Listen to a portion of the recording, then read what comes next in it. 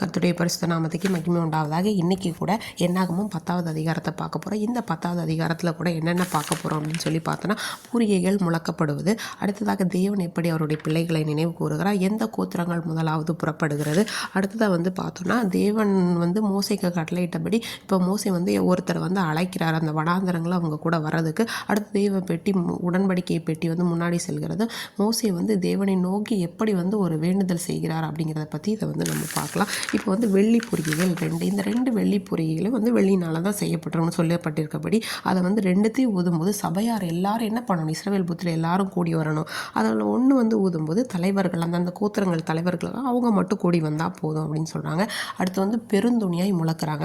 அப்படி பெருந்துணியாக முழக்கும் போது கிழக்கில் இருக்கிற பாளையங்கள் எல்லாம் பிரயாணப்படும். நம்ம முன்னாடி அதிகாரங்களில் பார்த்தபடி ஒவ்வொரு கிழக்கு, மேற்கு, தெற்கு, வடக்கு, நடுவில் இப்படின்னு எல்லாத்தையும் சுற்றி பாளையம் இறங்கியிருப்பாங்க அந்தந்த கோத்திரங்கள். அப்படி கிழக்கில் இருக்கிறவங்க என்ன பண்ணணும், முதலாவது என்ன பண்ணணும், பிரயாணம் பண்ணணும். அடுத்து ரெண்டாவது பெருந்துணியாய் முழக்கும் போது என்ன ஆகும்னா தெற்கே இருக்கிறவங்க எல்லாரும் என்ன பண்ணணும், பாளையங்கள் எல்லாம் புறப்படணும்னு சொல்கிறாங்க.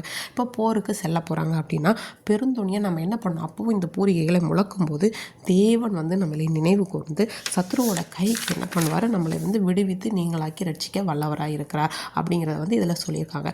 அடுத்தது முதலாவது எந்த பாளையம் புறப்படினா யூத சந்ததியார் அவங்களுடைய பாளையத்தோட கொடி தான் என்ன பண்ணுதுன்னா முதலாவது புறப்படுது. அதுக்கடுத்து எல்லாருமே என்ன பண்ணுறாங்க அப்படின்னா புறப்படுறாங்கன்னு இதில் போட்டிருக்கு.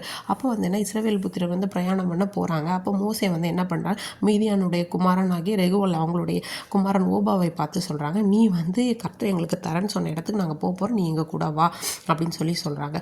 அதனால் உனக்கு என்ன பண்ணுவோம், நாங்கள் நன்மை செய்வோம். அப்போ அவன் சொல்கிறான், நான் அந்த தேசத்துக்கு வரக்கூடாது, நான் என்னோட இனத்துக்கு தான் போகணுன்னு. அப்போ என்ன சொல்கிறான்னா, நீ உனக்கு இந்த இடம்லாம் பற்றி தெரிஞ்சிருக்கிறதுனால நீ எங்களுக்கு ஒரு வழிகாட்டிய மாதிரி இருப்ப, நீ வந்தால் கர்த்தர் எங்களுக்கு என்ன செய்கிறாரோ அதேபடி உனக்கு செய்தருள்வார் அப்படின்னு சொல்லிட்டு அவங்களையும் கூட்டிகிட்டு போகிறாங்க. கர்த்தருடைய பெட்டி என்ன பண்ணுது, அவங்களுக்கு முன்பாக என்ன பண்ணுது, இளைப்பாறும் ஸ்தலத்தை காட்டி அவங்களுக்கு முன்பாக நடந்து செல்லுது, அவங்களை நடத்தி கொண்டு போகுது.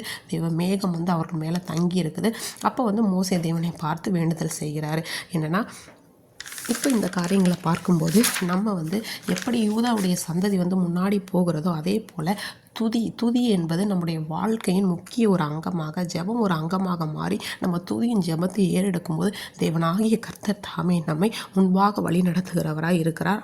அவருடைய சமூகத்தில் நம்மை நினைவு கொண்டு நம்முடைய பகைஞரின் எல்லா கைக்கும் நம்மளை விடுவித்து நடத்த வல்லவராக இருக்கிறார். இந்த ஓபாவை மோசே அழைப்பது ஒரு அனுபவம் உள்ள சபைக்கு வழிகாட்டியான ஒரு ஊழியர்கள் தேவை என்பதை இதை குறிக்குது, ஒரு அர்ப்பணிப்புள்ளவர்கள். அடுத்தது தேவ பெட்டி எப்படி வழி நடத்தினதோ அதே போல் நம்முடைய வாழ்க்கையில் எல்லா காரியங்களும் நம்மளை வழி நடத்தி கர்த்தர் நம்மேல் எழுந்தருளி நம்முடைய பகைஞர்கள் சத்துருக்கள் எல்லாம் சிதறடிக்கும்படி செய்வாராக. ஆமேன்.